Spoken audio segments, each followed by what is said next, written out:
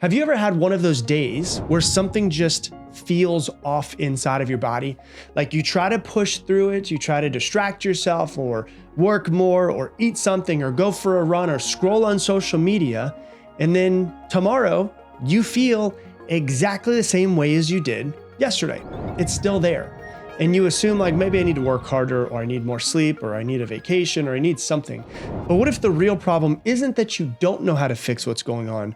What if you've simply been trying to solve the wrong problem altogether? Because after coaching thousands of people over the years, I've realized something that's completely changed the way that I understand human behavior. Most people aren't bad at feeling their emotions. They're bad at identifying what emotions they're actually feeling. And so today I'm going to show you why that happens, what it's costing you every single day, and then how one emotional skill can completely change the way that you understand yourself. And I'm going to give you a step-by-step process you can follow. So let's dive in.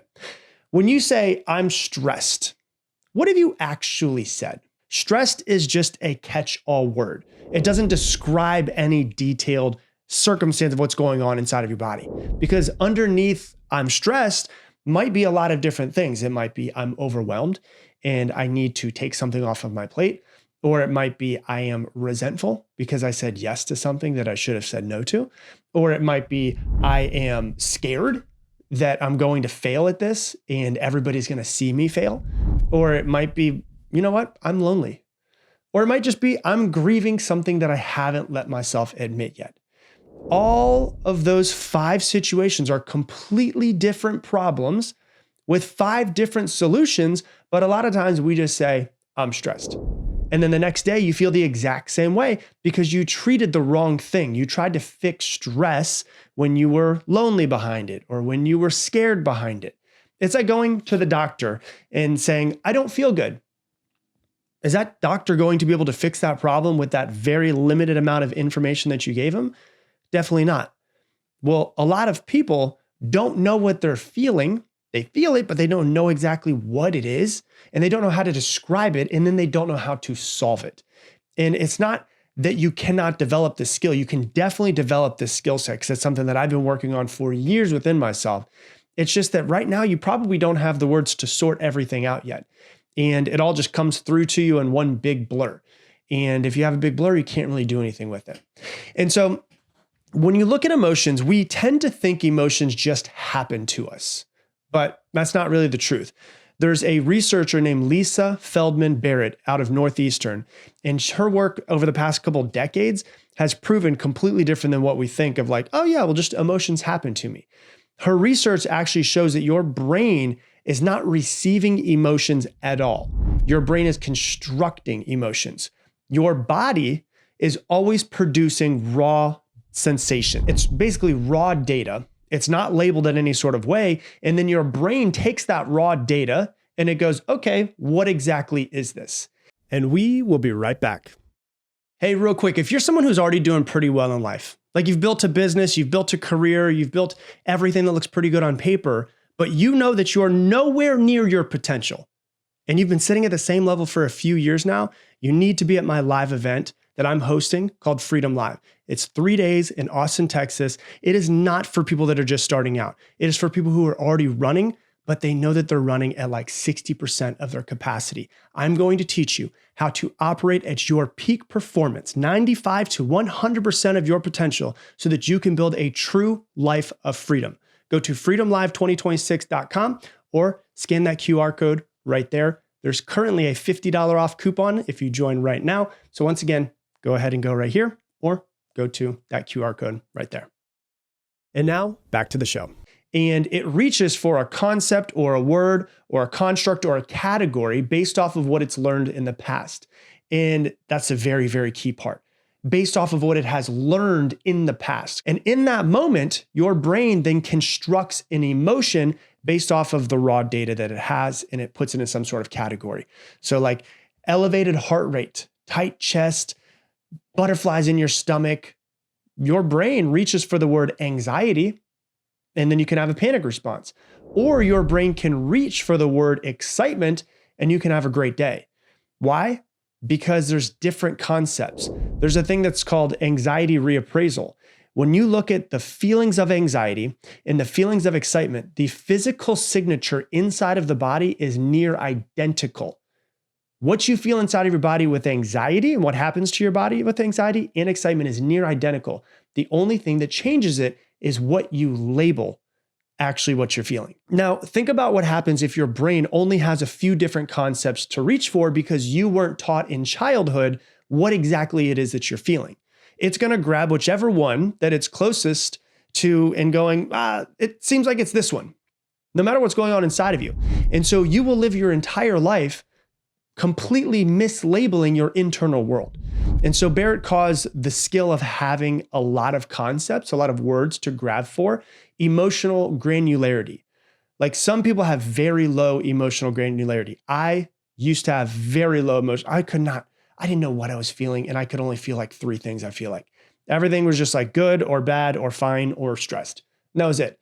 But some people have very high emotional granularity. They can tell the difference between disappointment and discouragement, and between anxiety and dread, between anger and between resentment, and between lonely and being alone. Because the research on this is kind of amazing when you actually look at it. People with higher emotional granularity have been found to drink less when they're stressed. They're less likely to lash out and retaliate when someone hurts them. They go to the doctor less. They use fewer medications and overall tend to be healthier. Not from being tougher, but because they're able to take their feeling and figure out and have better words and concepts to describe what they're actually going through. They can then label all of them correctly. Like when I was younger, full transparency, when I was in my early 20s, I thought that I could not feel empathy for other people. And the only reason why was because I had closed myself off to feeling feelings because of my childhood.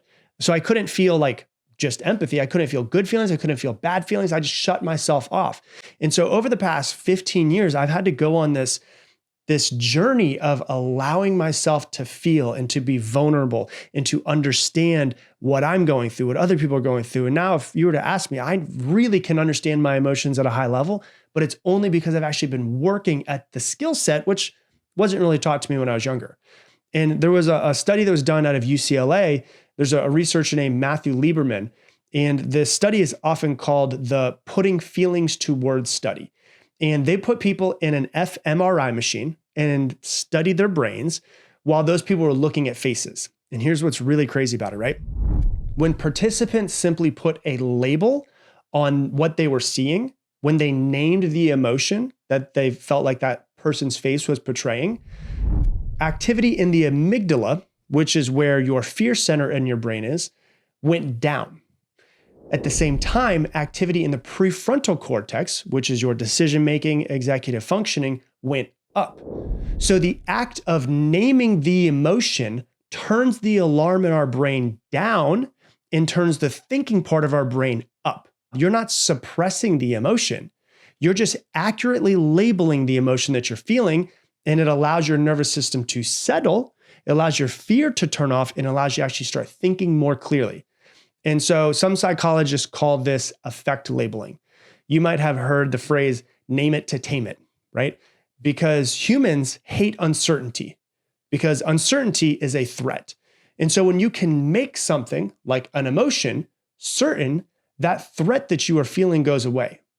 So if naming it turns the alarm down, what do you think happens if you never name it? The alarm just kind of stays on. And then you walk around every single day being like, I don't know, man, like I'm just really tired. You're not tired. You're just carrying something that happened to you 2 weeks ago that you never fully identified and you never processed. So therefore your body is still carrying on to it. The question that I always go back to is like, well, why don't we have this? Why didn't I know what I know now about emotions? And it goes back to where almost everything goes back to, as you guys know, your childhood. As a kid, I live with a toddler. They have enormous emotions, right? And you had enormous emotions. And you didn't have words for them when you were younger. And you needed an adult to help you put language to your feelings, right? And kids will feel the thing, and then the adult says the word. And your brain goes, oh, That's what it is. It's called emotional coaching. And this is what parents are supposed to be doing. But to be honest with you, most parents don't do this. John Gottman has done a ton of research on this and says some parents are emotion coaches. And then there's parents that are emotion dismissing parents. Which one did you have, right? Like most parents are emotion dismissing parents not because they don't love you, but because really crazy loud emotions in public can be a disturbance. They can feel embarrassed. They want you to be quiet. Maybe they're having a hard day. And so it sounds like you're fine. Stop crying. You're okay. Get up. Or big boys don't cry. Big girls don't cry. Don't be a wussy.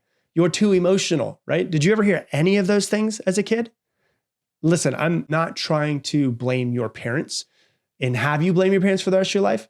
Most of them, they were doing exactly what was done to them. And guess what? Nobody ever taught them either. And in fact, most of us were raised by either parents who went through the Great Depression or their parents went through the Great Depression.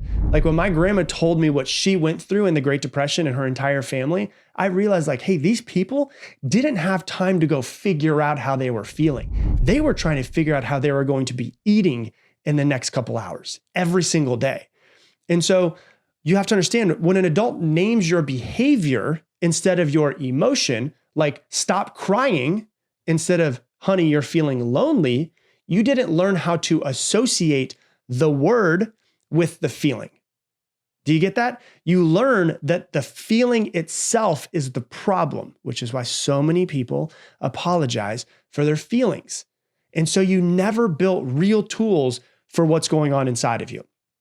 So hopefully this makes sense to you, because what's happening is we learn that our emotions are inconvenient a lot of times in childhood. And if our emotions are so inconvenient, then we want to kind of push them away and not really deal with them. And we're not going to really understand them at all.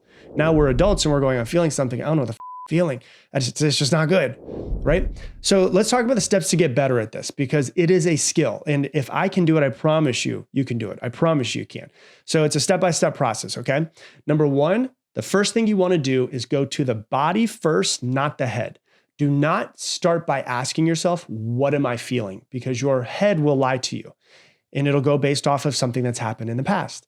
And usually it'll go back to like, I'm feeling like she disrespected me, right? That's not a feeling, that's an accusation, right? But how many times have we done, I'm feeling like she disrespected me.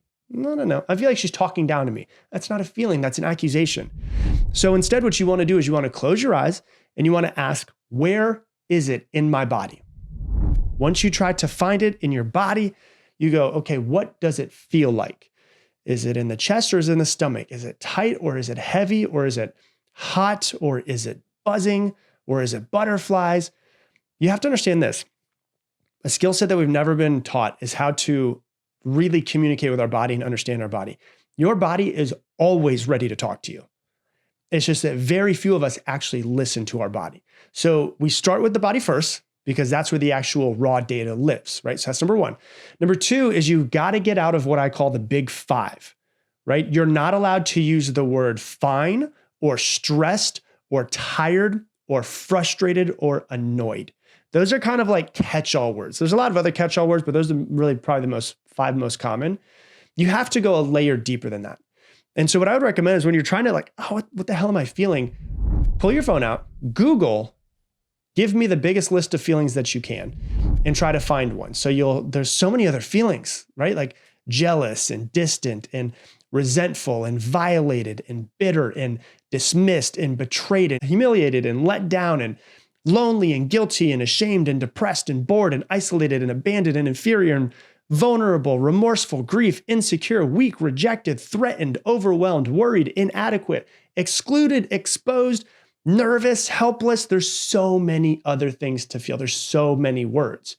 And you want to read through the list after you've identified where in the body it is, what exactly it is that you're feeling, like what it feels like. And you're going to look for a word that makes something in your chest go, oh, I think that might be it. And then there's like this physical click when you find the right word. Is it disappointment or is it discouraged? Is it anger or is it hurt that's like wearing anger as a bodyguard? Is it overwhelm or is it resentment? And so you want to try to get better at naming. This is why it becomes a skill set to take the feeling and to label it, because once again, we were never taught this as children. So now we're going to build up this skill set. It's just like learning a new language. Oh, that's how you say apple in Spanish. You do it enough times, you go, oh, that's what apple is in Spanish, right? So that's step number 2. Step number 3 is say it with a little bit of distance. Don't identify with it, right? Don't say, I am angry. Anything that follows I am is an identity statement. It is stating that's who you are. And I want you to understand that you are not angry. You are feeling anger. And so the way that you distance yourself a little bit from your feelings is say something like, I'm noticing anger, right? I'm angry makes it you. I am noticing anger makes it like a cloud passing by. It's just the weather moving through you, right? Weather always passes. Identity does not. Never use the words I am without it being empowering words that follow. And that tiny little grammatical change is the difference between having an emotion and being an emotion for the rest of your life. Okay, number 3. Number 4, ask, what is it asking for? Right? Like it sounds weird, but this is a huge piece and people rarely do it. Every emotion is actually a request. It's information. It's not some sort of verdict. Anger is usually asking you to like enforce a boundary that got crossed. Sadness is asking you to grieve something that you lost. Resentment is asking you to say no when you've been saying yes. And so once you've got the accurate word and label, ask yourself, what is this asking me to do? Because every emotion is a request. Stressed has no request. That's why you stay stuck in it, because you need to go a layer deeper than just stressed. So you need to find out what it's asking of you, okay? And so here's the assignment that I want to give you. I don't want you to just listen to this podcast and do nothing with it. For the next 7 days, 3 times a day, I want you to set random alarms in your phone. Don't rely on remembering. And you're going to stop for 30 seconds. And you're going to close your eyes whenever your alarm goes off. You're going to take a breath and you're going to ask, where is this in my body? And what is it? Whether you're feeling happy, sad, neutral, try to find what you're feeling in that exact moment. And then what you're going to do is you're going to write down one word. Go to the list of words if you need to, Google it and write down one word. The word cannot be part of the big 5. And then after 7 days, you've written down 21 words. And you're going to realize around day 3 or 4, you're going to like catch a word that kind of surprises you. You're going to go, oh, like, I didn't realize I was actually feeling this way.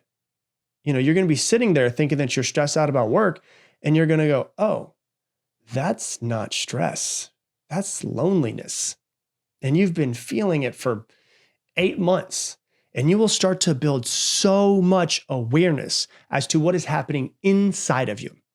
And so I want you to understand, you're not a person who doesn't feel things. You're a person who has never been handed the vocabulary of exactly what's going on inside of you. You've never been taught. And you have to understand this is something you can teach yourself with this process. When you can name it, you can regulate it. And when you can regulate it, you can think clearly. And when you can think clearly, you can take better action. And better action is the only thing that's ever going to change your life. And so it all starts with one word. Just get the word right. Hey, thanks so much for watching today's video. If you love this video, click this one right here. This is the one that you need to watch next. And if you want to make sure you don't miss any more of these episodes, click that button right there. Make sure you subscribe and check out the next one.